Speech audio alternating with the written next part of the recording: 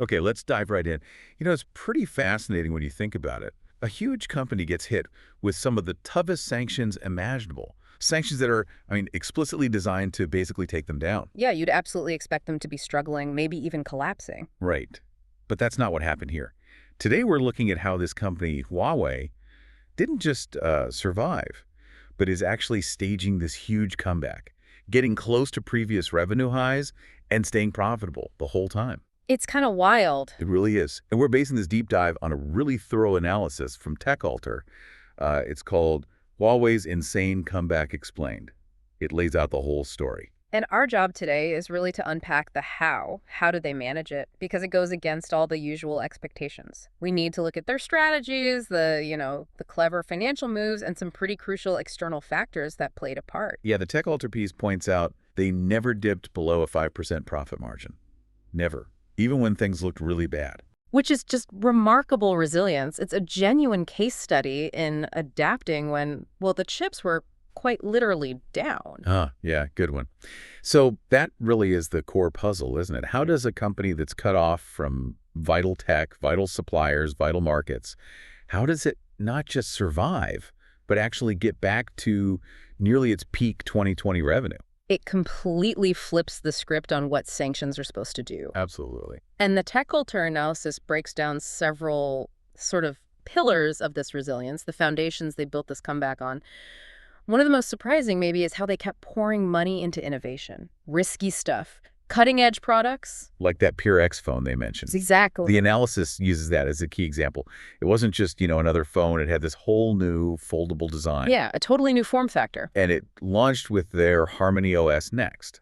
The point TechAltar makes is you don't launch something that ambitious if you're just treading water. It signals health, a long-term plan. Totally. It's a statement. And speaking of Harmony OS, that's probably the biggest pillar, right? Their whole strategy to replace Android, it's multi-layered. Right. The analysis explains it wasn't like flipping a switch. It evolved.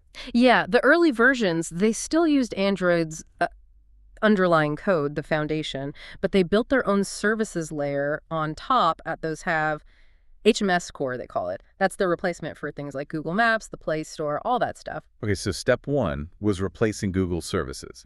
And now, the analysis says, with newer versions like Harmony OS 5, they're going deeper, removing the Android core itself. Exactly. They're swapping out the Android kernel, and frameworks, think of it like the skeleton of the operating system with their own homegrown version. Wow. Which technically means that for the best experience, you now really need native Harmony OS apps. Android apps still run, but they need this kind of compatibility layer, a virtual machine, essentially. Which sounds like a huge challenge. Oh, monumental. Building that ecosystem from scratch is incredibly hard. The report points out, I think they have maybe 20,000 native apps. Which sounds like a lot, but compared to Android or iOS. It's tiny. Millions versus thousands. And importantly, Harmony OS next.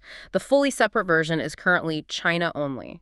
So the strategy there, according to TechAltar, seems pretty clear then. Yeah, it looks like a deliberate China-first approach. Build up a really strong user base and developer community in their massive home market.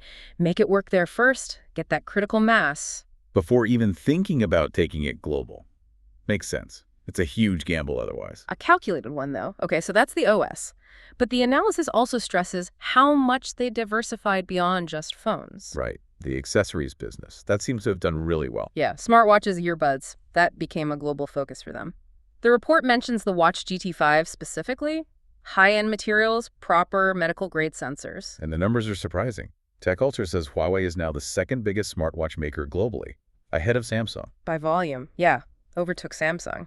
That really shows how they found success in specific niches, even under sanctions. Wow. Okay. And then there's automotive. That's another area they pushed into. Definitely. Supplying tech for smart cars, self-driving software, infotainment systems. And landing big names, too. The report mentions Toyota using their tech in China for the BZ7. Yeah, for the China market specifically, but still Toyota's a major win. And there was one more diversification area mentioned, energy. Digital power solutions, things like smart grid, solar inverters, that kind of tech.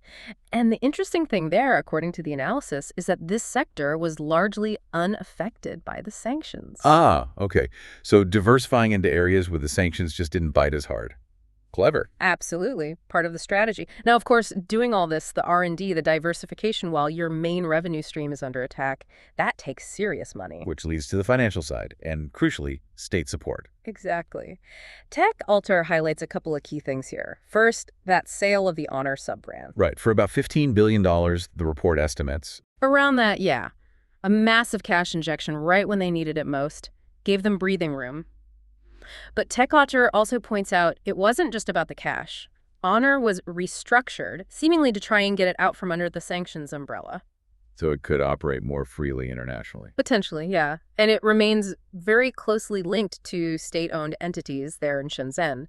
So it was a way to keep parts of Huawei's international business sort of viable through this technically separate entity. Clever. And then there's the more direct government backing. The report calls it extensive. It has to be, really. Look at their R&D spending.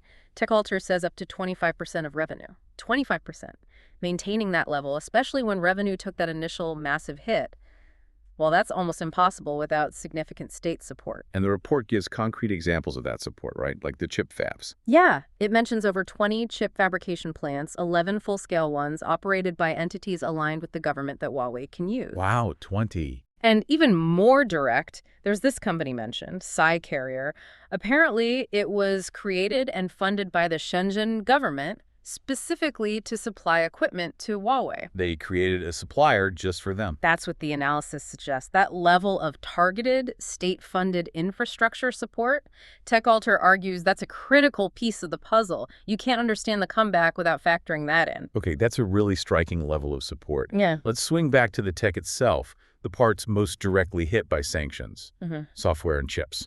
Right. So Harmony OS, we covered the basics. The analysis reiterates it's this full-stack replacement effort, not just swapping out Google services, but building everything from the OS core up. And the big hurdle remains the app ecosystem, like we said. It's the classic problem that killed Windows Phone and others. Exactly. And again, Harmony OS Next, the fully independent one, is staying in China for now, reinforcing that domestic-first strategy. Okay, now chips. This was the sharp end of the sanctions, cutting off access to advanced manufacturing like TSMC. But Huawei made progress here too, didn't they, with the Kirin 9000S? Yes, the analysis describes that as a 7-nanometer chip, which, was pretty much flagship level back in 2020. But how does it stack up today? Well, TechAltar acknowledges its raw power isn't up there with the absolute latest from Apple, like the A17 or Qualcomm Snapdragon 8 Gen 3. There's a gap. So technically lagging behind the cutting edge. In terms of pure hardware specs, yes. But here's the fascinating part the report highlights. Huawei has apparently done a really good job optimizing the software that runs on it.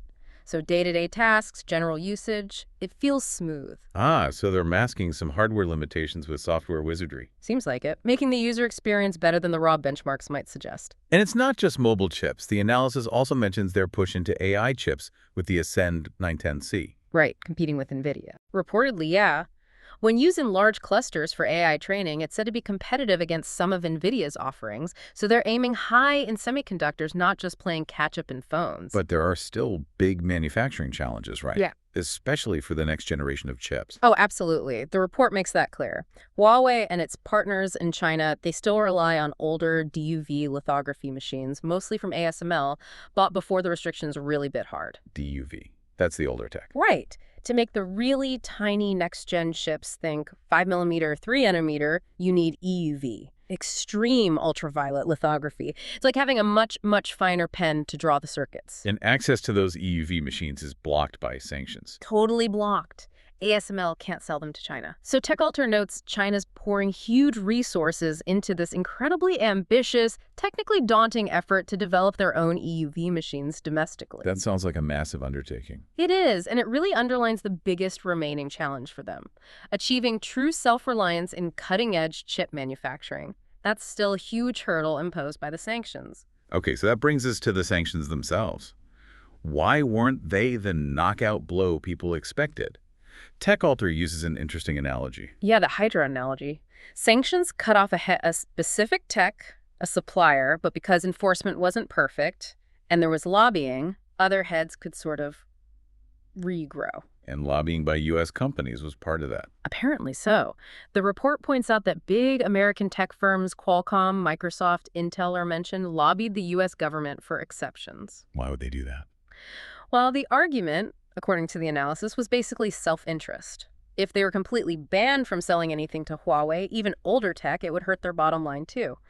TechAltar suggests these exceptions, these licenses to sell non-leading edge tech, actually helped keep parts of Huawei's ecosystem, like their laptop business using Intel chips, afloat.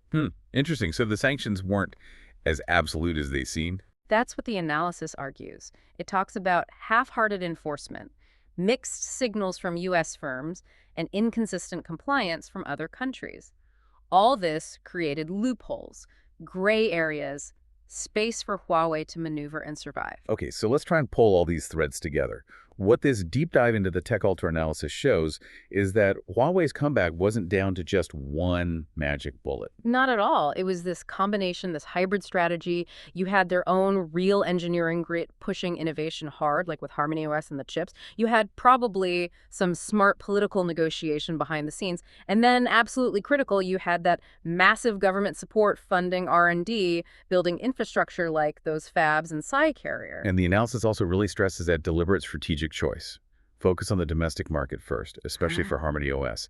Build that fortress in China before trying to expand outwards again. Right. And then add in the external factor we just discussed, the sanctions themselves maybe not being as watertight as intended, partly due to lobbying and enforcement issues. All these pieces came together. And their goal now, as TechAltar lays it out, seems to be this fully self-reliant tech ecosystem, building everything themselves, from the silicon up to the apps and services, aiming to eventually rival Android and iOS, but starting from that strong domestic base. Yeah, it's a picture of a company that was targeted, really pushed to the brink, but adapted incredibly well, leveraged every single advantage it had, internal ingenuity, external support, market focus, and has now reemerged as a major player again across surprisingly diverse tech sectors. It definitely challenges that simple narrative of sanctions worked or sanctions failed. The reality is just way more complex. Much more complex. So thinking about everything we've unpacked from this TechAltar analysis, it leaves you with a pretty significant question, doesn't it? Given just how crucial that heavy government backing in the protected domestic market seemed to have been in enabling Huawei's comeback, what does this whole episode really tell us about the future of global tech competition? And maybe about how effective, or maybe how complicated and full of unintended consequences these national industrial policies and tech sanctions actually are in practice?